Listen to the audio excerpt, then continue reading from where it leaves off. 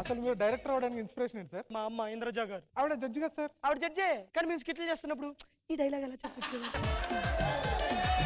కొత్తగా ఒక సినిమా దిగిపోతున్నాం, తులసి వనం. సో ఫస్ట్ హీరో హీరోయిన్ రాబోతున్నారు. సార్ ఇంకోటి కావాలా? మళ్ళీ సాయంత్రం వరకు అడగకూడదు.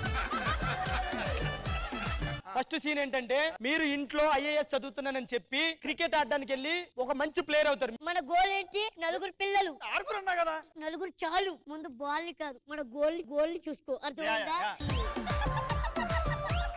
50 లక్షలు ఇస్తున్నాను, తీసుకోండి. 50 తగ్గినట్టున్నాయి.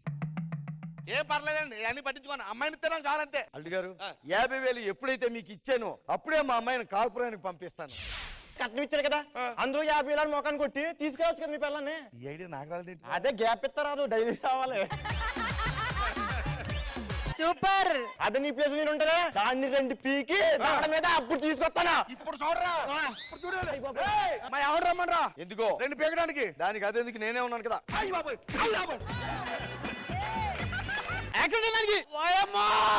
అల్లుడు, నీకెన్ని దెబ్బలు తాకినాయంటే నా బండికి ఎన్ని దెబ్బలు తాకినాయా?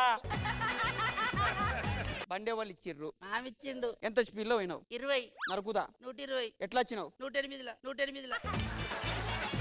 మొత్తం కారణం ఈ ముసలిదే. ఈ ముసలిదాన్ని చంపుతా. ఇప్పుడు కాదు, ఎల్లుండి చంపు. ఎందుకు? రెప్పించిన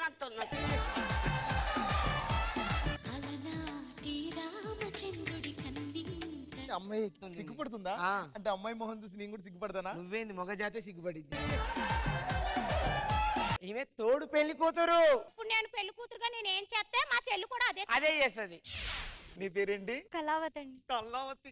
నీ పేరు? కలరావతి.